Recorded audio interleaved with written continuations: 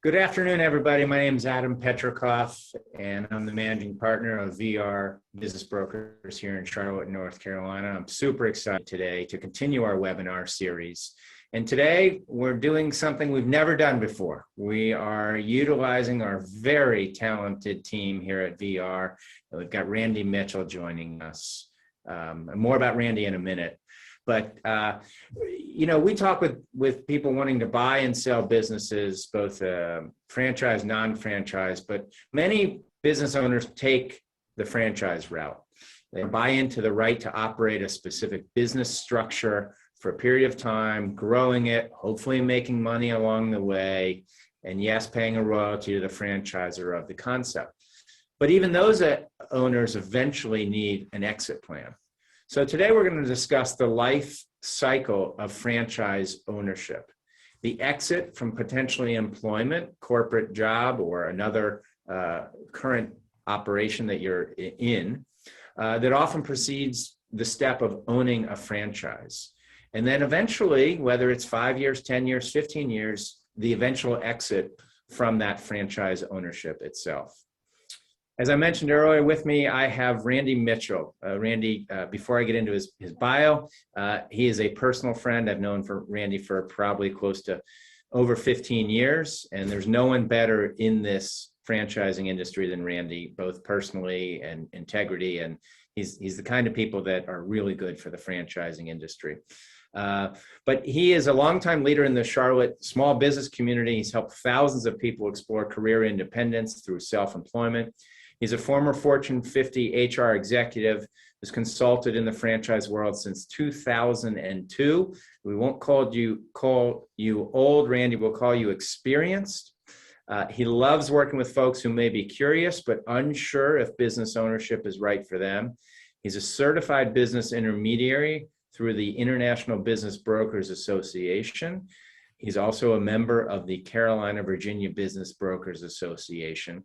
Locally, he's the former president of the Matthews Chamber of Commerce. He is an Eagle Scout, and he is the father of an Eagle Scout as well. He and his wife, Gwen, have lived in Matthews for 23 years. So, Randy, that's a mouthful, but I know we're in for a great treat here to talk about franchising today, and I will let you take it from here. Hey, thank you, Adam. I appreciate it very much then. Thank you for calling me seasoned or experienced and not old, although I've got some seasoned or experienced gray hairs, I think, on me as well. Hey, it's great to get together with folks here to talk about franchising, one of my favorite subjects. It's an outstanding way to become a business owner. But as you shared, there's a life cycle to it then, and we wanted to talk a little bit about that today. So I think in the theme of what you're doing in this series of outstanding webinars, we're talking about exiting. So here we're talking about exiting from corporate life or prior business ownership into the franchise world, and then eventually exiting from that. So we're going to touch on three things here. And the three categories here of that life cycle: one, that exploring, selecting a franchise, getting into it for the first time then. We're going to spend a little bit of time on that because I know we have people who dial into these things who are considering investing in a franchise. We're going to spend a little bit of time on the operating and grow segment, and we'll spend more time and our most time then on the time to exit and exiting a franchise. A lot of the things, Adam, that you've shared in your prior webinars and through prior speakers about exiting a business, they do apply to franchising. But there's some things that are unique about franchising, and I thought we'd spend some time because, as you and I know, we've worked with a lot of franchise owners over the years, people who who've owned their franchise for a while and are looking to move on.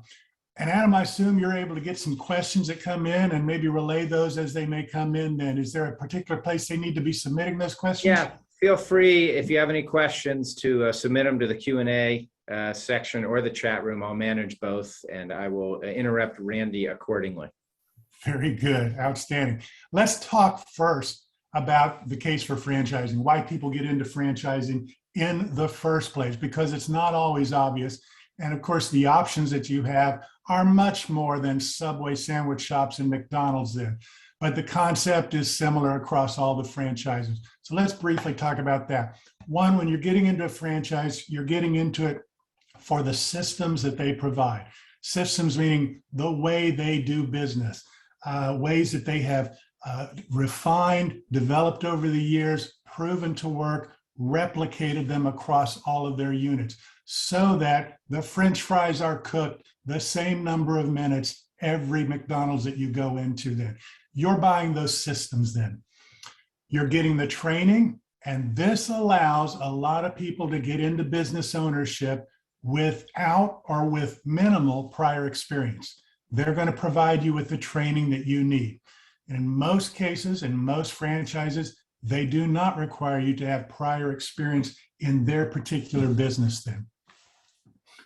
Third point is they're going to provide you ongoing support. Once the doors are open, they are there for you to different degrees. Some franchises do this much better than others. Newer franchises, unfortunately, get a bad rep for not having fully developed their support systems. But a good franchise has ongoing coaching, training, support for you to help you to be successful then. And the final thing that they're providing to you as a franchisee, presumably, is a strong brand name. Certainly, again, in a relatively new franchise, that brand name may not be ubiquitous. It may not be well known around the country then. It may not have a lot of units. They may not have a lot of advertising behind it. The more it grows, the bigger it becomes, the more units that are out there, the more visible, the more familiar it becomes. That brand name is valuable. All of this can help you to become profitable as a business owner. So these are all some of the reasons then that people get attracted to the idea of franchising. So I said we'd spend a little bit of time on that exiting of your prior life. For many people who go into franchising, they are what I call corporate refugees. They've been corporate executives. They've been working for a large or medium-sized employer. They've long had that goal, that desire to be their own boss, but they didn't know what, they didn't know how. Franchising can be a good option for them. We do sometimes see people go into franchising who have owned independent businesses, but it is, Adam, would you agree it's probably more rare in that case? Absolutely. In most cases, they've been in the corporate world, then they're seeing this as their exit ramp into business ownership. First advice I give to folks, start with an open mind. When you're talking about going into franchising, because they provide you the systems, the training, the ongoing support, it's not as important that you have prior experience in that particular field. So keep your mind open about the ideas. Don't limit yourself to what you've done before. Don't limit yourself to the things that are your hobbies or your passions. Instead, look at what you are good at, the things you excel at, the things you enjoy doing, and gravitate towards businesses that might align with that. There are a number of resources that can help you in exploring that idea of business ownership. There's lists out there. If you go out there on the internet and you look up top franchises, you'll find all kinds of lists out there that are going to identify franchises that are the top ones for this category, the top ones for that category. Word of warning, people have sometimes paid to be on those lists. So you may not be getting the most fair and objective resource, yet it also still might be an opportunity for you to get educated about those franchises there. Use it maybe as a starting point. There's also some magazines, some top business magazines out there where they rank their top franchise 500 or whatever listing it might be. Again, use it as a place to get educated. Those are resources that a lot of people turn to when they're considering franchise business ownership. Franchise consultants, I do this now. We provide this service through our practice here. I've done it for a number of years. Let's talk a little bit about working with franchise consultants. These folks can help you sort through all the clutter, identify options that may be a good fit for you, help to narrow those options for you, and that can be very valuable. They can help you to get out of your own way, help you to identify what are the important things you should be focusing on as you're considering business ownership to begin with, as you're considering specific franchises to choose as well. Franchise consultants are typically paid by the franchise community then. So often their services are at no cost to you, but make sure you understand then what the expectations and what your obligations may be at that point when you're working with a franchise consultant. And again, we help people along that lines all along. One of the best resources for you is the franchise disclosure document. That's a document that franchises are required to provide to a party who has expressed a strong interest in looking at that business opportunity. Franchise disclosure document is a long document. If you have trouble sleeping at night, it's a great way to get the eyes sleepy and drift off to somber land. The franchise disclosure document has lots of information in it. It includes the franchise agreement that you as a potential franchisee would eventually sign. It includes a lot of disclosures in it. You're going to find financial information on the parent company, on how well they're doing. You're going to find potentially what we call an item 19 financial disclosure that the franchise may choose to share, where it might share information about revenue that their franchisees generate, maybe gross profits, maybe sometimes even net profits that the franchisees generate. Not all franchises have an item 19 disclosure, but those disclosures in there can be very valuable to you and insightful. You might also find them rather confusing too, but nevertheless, it's good stuff then to use. I think arguably one of the most important components of the franchise disclosure document is the list of other franchisees and former franchisees. Their contact information is in there. You are free to call those people, even the former owners then, and ask them questions. And usually they're going to be very willing to answer your questions. One, because they were in your shoes at one time as well. And they know that if they were in your shoes, that they know how important it is for you to try and gather information. So usually they're going to give you some good straight answers, and there's ways to ask questions of them to get the best answers there. So Randy, let me jump in here. What would be an example of some questions that, someone who's never done this before and they're getting these current or past owners of the franchise? What would be some questions that you would recommend they ask? I want to ask first, Adam, about the support that they're provided by the parent company. You've probably, by that point in time, you've heard from the parent company about what they say they do in support. Talk with the franchisees to ask about how real is that? How frequent is it? How valuable is it? I'd want to know that. I'd want to dig into the financials if I'm talking with franchisees. Now, keep in mind, just like if you were to ask your neighbor, how much money are you making? They're not likely to answer that question directly. So you want to work up to that, build a little rapport in talking with them, ask them about their experience in the business, how long they've been in it, how it's working for them, before you work into questions like, hey, I understand from the item 19, they're saying that there's this kind of earnings potential out there. What was your experience in year one? What was your experience in year two? How are you doing now? If you ask the questions in that kind of sequence, you can get some good answers there. But yeah, thanks for asking that. It's good to ask some good questions to those folks then. Let's talk about opportunities and roadblocks. So as you're exploring this, you're going to learn a lot. You're going to get confused. That's where a franchise consultant or someone who's been in the business before can give you some guidance along the way. You may run into some roadblocks. You're never going to get 100% of the information you'd like to give you 100% of the assurance you'd like to have that this business is right for you. So recognize that. There are things that the franchise company cannot answer for you.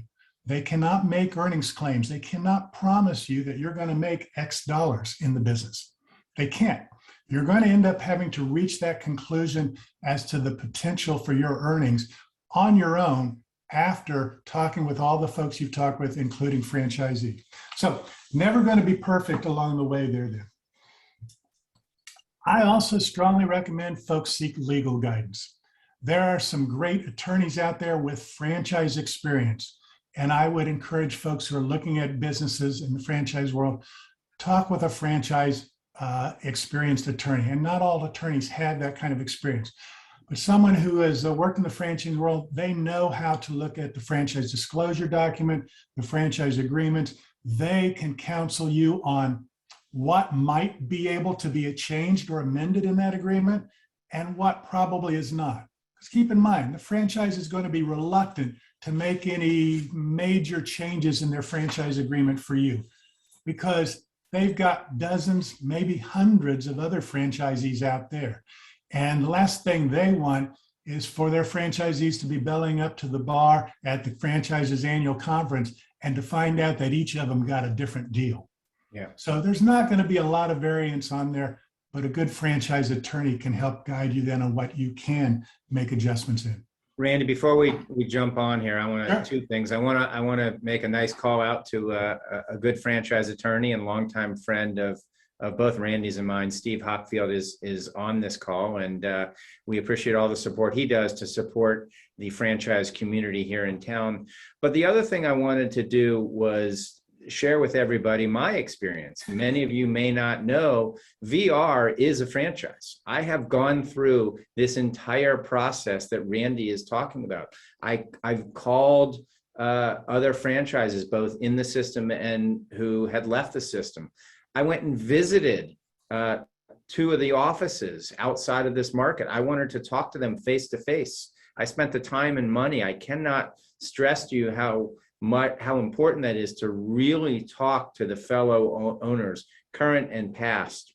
You will get more out of that, combined with the FDD, combined with your gut, combined with what your attorney is telling you, and then you can make the most informed decision. I'd say spend the time and money before you make a big commitment. These are typically 5, 10, 15-year commitments. So go spend a few $1,000s, spend some time to really interview these folks. It's critical.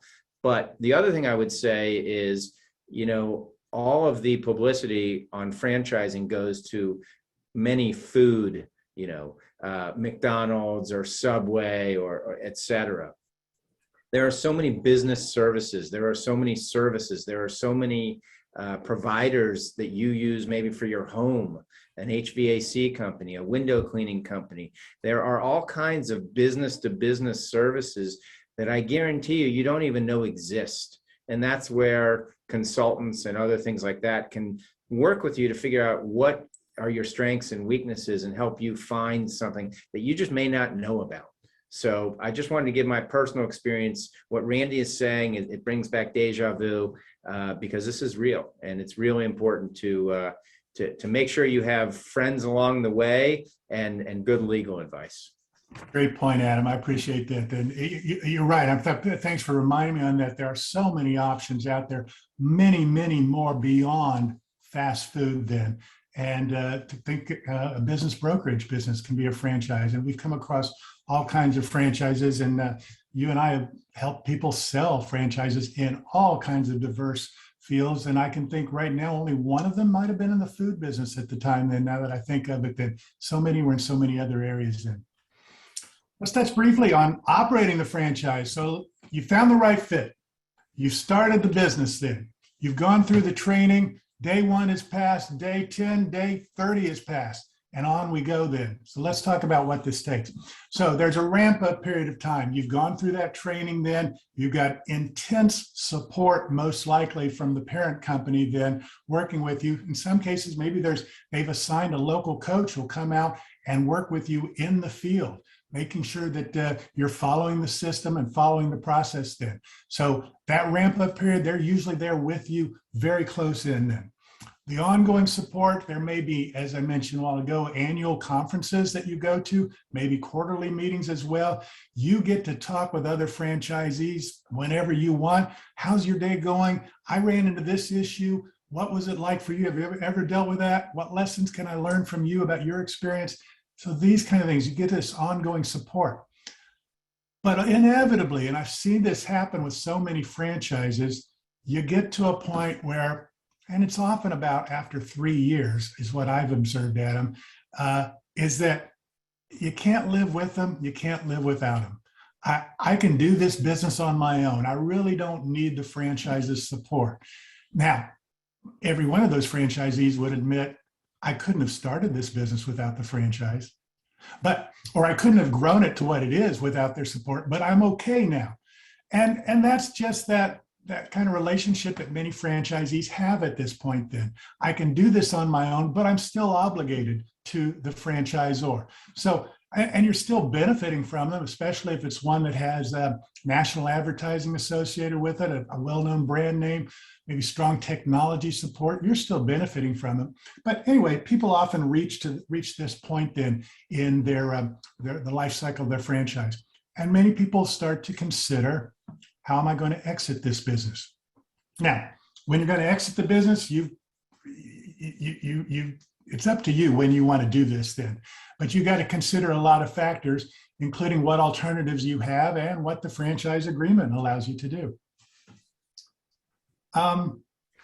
Is there a time, Randy, if people are out there, is there a time when they should, is there a better time in your term just to consider an exit, or is there a time that makes more sense? Do you want to approach them, 6 months before the end of your term, or should you maybe in the middle of your term? I mean, what's sort of best? It's a good question. I see this of different lifespans for folks in. We get approached sometimes by people who are telling us, my franchise agreement is about to expire. I want to sell my business. Well, it can take months to sell a business of any kind then. So you need to allow yourself some time.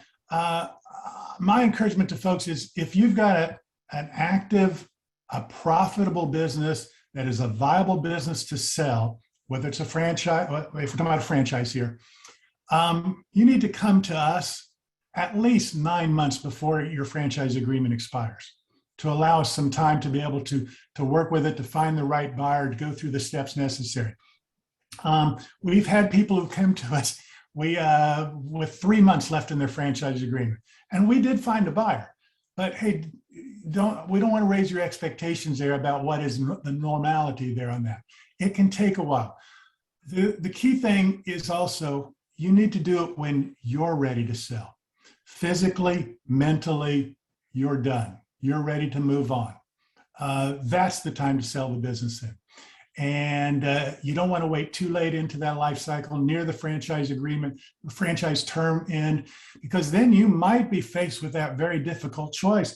Do I renew my franchise agreement even though I really want to sell it? Because if you don't renew it and you don't have a buyer, you're effectively just closing down the business then, and you're walking away with nothing. And we hate to see that happen for anybody.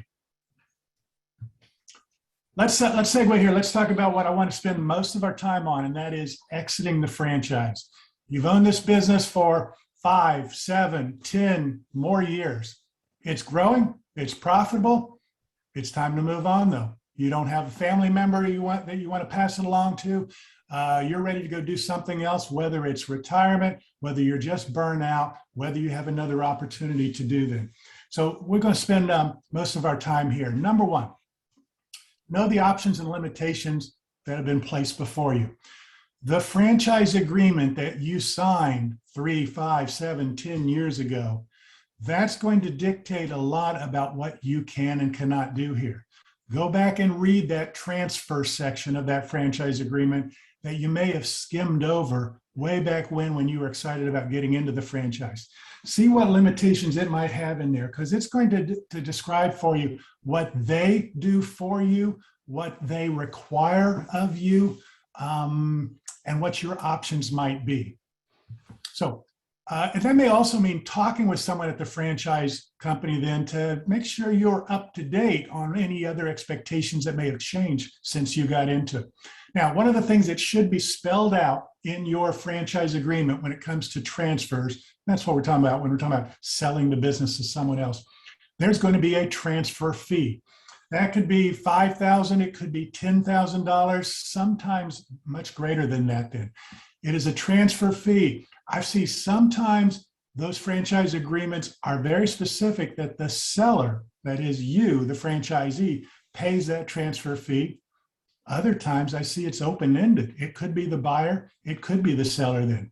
It's good to know, because if you're talking about it could be $10,000 or more, you want to know if you're on the hook for that and you need to build that into your asking price, or if that's something that perhaps the buyer could pay for them. You want to understand what the approval process is. Now, that may not be spelled out completely in your franchise agreement, but every franchisor is going to require that they reserve the right to approve any potential buyer of your business.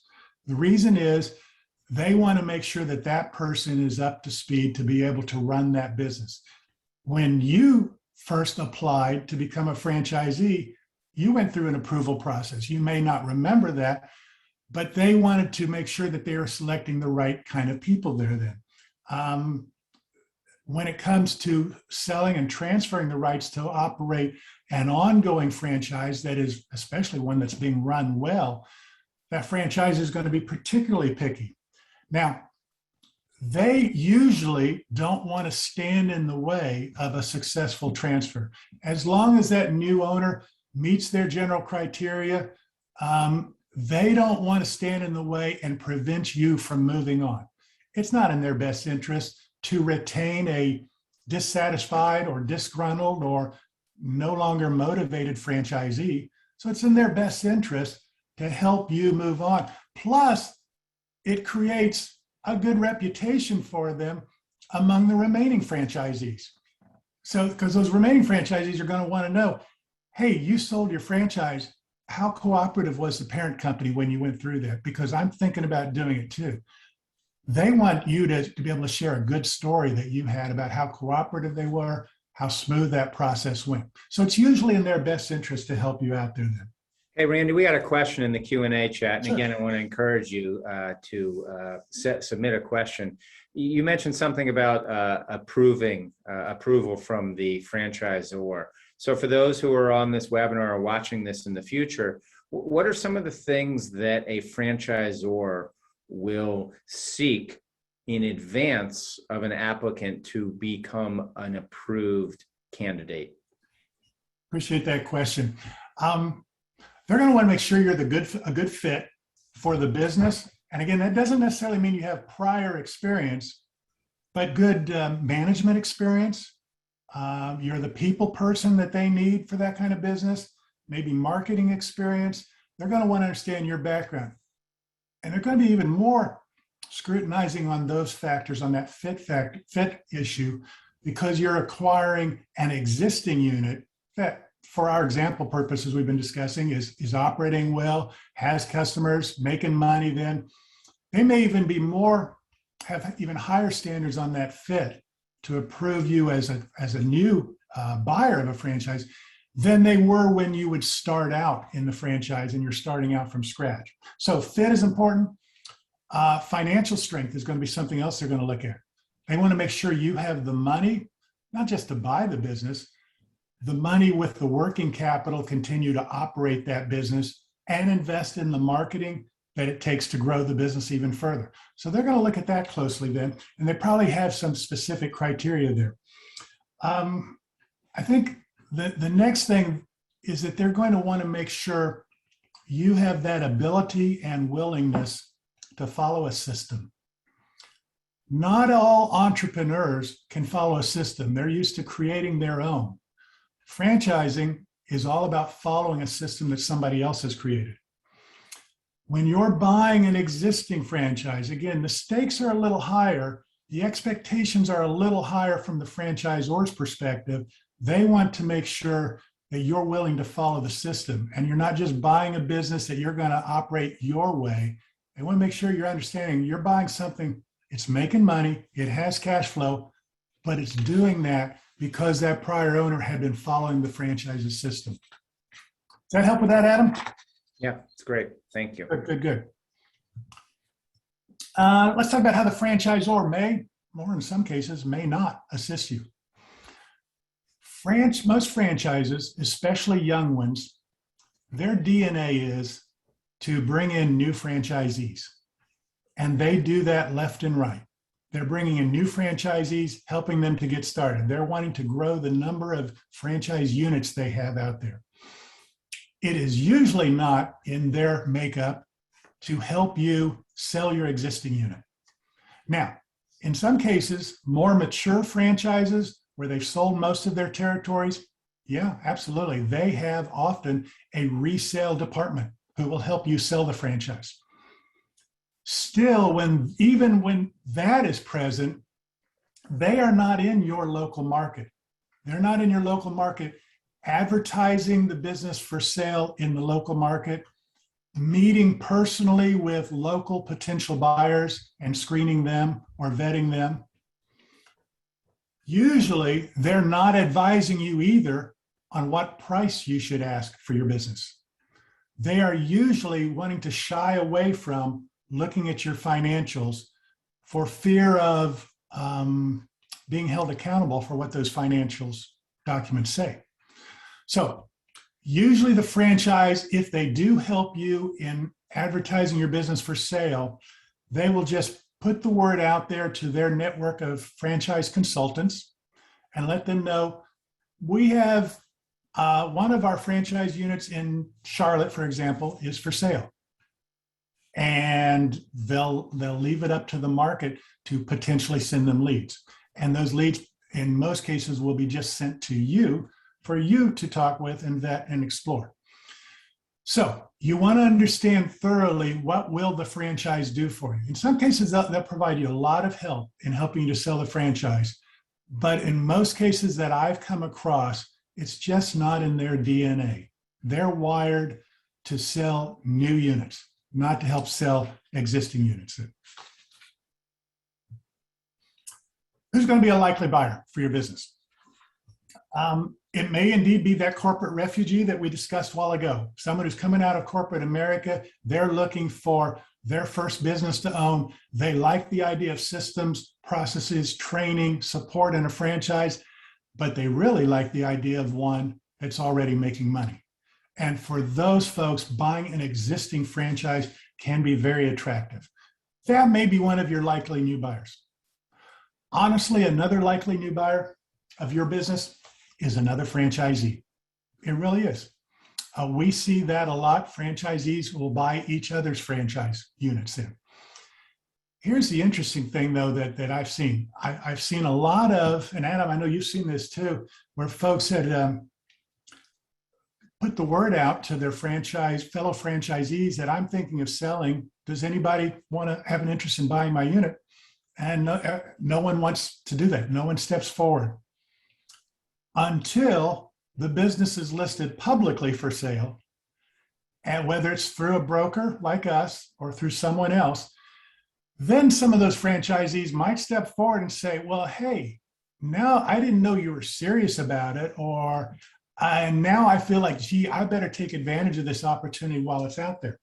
We've seen a lot of that happen too. So your new owner might end up being another franchisee, potentially even one from another state or region. We've seen that happen as well.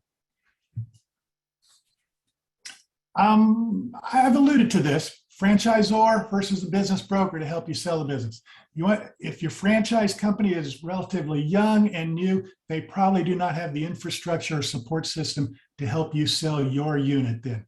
And even if they did, they may not be in the local market to help you screen, vet, lead in negotiations with local buyers. That's something we feel like we do well, to do a little advertisement there, but we represent the owner in selling the business for the best possible terms, in negotiating that. We're doing local advertising. We're vetting those clients or those potential buyers here locally who've come forward. Either way, I encourage franchisees to organize your advisory team through all this. Your advisory team might be a business broker. It should be an attorney who's representing you in the sale of the business. It might be your CPA who's going to help provide the financial reports that you are going to need to be able to provide proof of the financial viability of your business to a potential buyer. You might have a wealth advisor who needs to help provide you some guidance then on the next steps you're going to take after you sell the business. There may be some other folks out there you need to have on your team. Adam, anyone else you think of should be on Yeah, that you team? might be forgetting the most important one, which is a spouse or partner. Thank you very much. You're not going to make a decision whether you're buying a new franchise or exiting a franchise without your family on board. And I just want to come back and you talked about this advisory team as you're exiting. This advisory team is just as critical. The attorney, the CPA, the financial advisor, family, when you're buying or exiting. a franchise or any business. It's just vital. It's not something you should be doing alone. There are professionals. This is what we do. This is what attorneys do. This is what CPA accountants do. It's really important to have a good advisory team. And Randy, we have a couple of questions here I want to throw out at you. This is a good time to deal with them. Let's do that. Okay, great. Two different questions. One is, we're in a great market, Greater Charlotte market, but it seems all the franchises that I have been looking at seem to be taken. Any suggestions for that? And I have a follow-up question. I feel the pain there. I know what the person's talking about there. I've observed over the 19 years of gray-haired experience that I've had in this field, and outstanding franchises that come to market, Charlotte is one of the first markets to get sold out. Especially, South, everyone wants to be in South Charlotte, although there's so many other markets out there.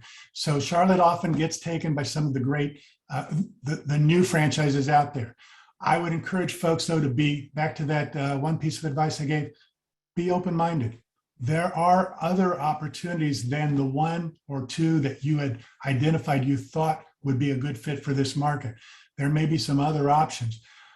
That is where a good franchise consultant can give you some guidance along the way to maybe introduce some possibilities you hadn't considered. And part of what they do, where they add value, is to identify up front if it's available in the market where you are. Okay. One more question. Before I ask this question, just want to remind you, if you have any additional questions, please put them in the Q&A and we'll address them as we try to wrap this up here in the next few minutes. The next question is, over the last 18 months, things have changed a little. Are you seeing many franchises in the online space, or that you can operate from home? Have you seen any adjustment from the franchise community, new concepts, online concepts, et cetera, as we move forward? There, to the surprise of a lot of folks, probably there have always been home-based franchise concepts out there, and there still are today, and there are more so today as well. I don't know if it's quite as much in response to a pandemic situation, or if they've just been there all along. But that's going to surprise a lot of folks. Most people, when they think of franchising, they think of retail, they think of brick and mortar. But you alluded to this a while ago. There are so many service-based franchises out there. They may be in the painting field, heating and air conditioning, crawl space maintenance, of all things. It's a service business. You can work out of a home office, but you may have a fleet of vans or service vehicles that are going out and providing the service. There are some white-collar franchise concepts that allow you to work out of the home office as well. So indeed, they are out there, not necessarily in response to the pandemic, but maybe promoted because of that, and maybe more attractive to a lot of people because of it too. Great, thanks. Any other questions we have out there right now, Adam? We don't. I just wrapped through the last couple there. Just to wrap up on my part then, so we talked about that life cycle of a franchise where you're exploring, selecting, and that's the exit from the corporate world. Hey, that's a journey in its own. We're talking about operating and growing your business then, but then eventually exiting the franchise then, and the teams of people that you need to surround yourself, the details you need to look into to know what rights you have, especially what is written in that franchise agreement, as well as talking with the franchise company to understand what their expectations are, the sequence of events that they see also. When do they want to be brought into it? When does the new franchisee who buys your business have to go through training? You want to learn all of that in advance so that you're not making it up along the way later. Adam, it's been fun working with you here today on this and joining folks. Yeah, so if you'll just scroll on to the next slide. There's Randy's information, but I also want to, go ahead. Rick, you pick a slide, Randy. Well, as you can see, next month, we're going to continue our series. We've got a good friend and great local resource here in Jim Turner with the Turner Business Appraisers. I'll be spending the next few days with Jim at a local broker conference here in Charlotte. But Jim is a tremendous resource. We've got a great program scheduled. Answer all your questions. What does an appraiser go through when they look at a business? How can a business owner improve the value of their business? What are the drivers? And so many other questions about the value of a business. It's a fascinating topic. Jim is supremely qualified, talks in just very good, explainable English about a very complicated topic. So we're super excited to have Jim on next month. That's October 21st from 12 to 12:45. And you will all get an invite for that webinar as being a participant today. We'll also make this available to you if you would like to watch this again, or again, if you, Randy, want to put up your information, feel free to reach out to Randy. You have no idea what a treasure of experience and insight Randy has in the franchising world. He attends annual conferences. He reads all the information. He talks to the franchisors all the time. If you're thinking about getting into the franchise world, or you're thinking of getting out of the franchise world, feel free to reach out to Randy directly. Randy, it's been fun. Really appreciate your time, your knowledge, your wisdom, and letting me joke about your seniority on this webinar. Really appreciate it, and I think we'll do this again. Very good. Thanks, Adam. Appreciate it. Thank you, everybody. Greatly appreciate it.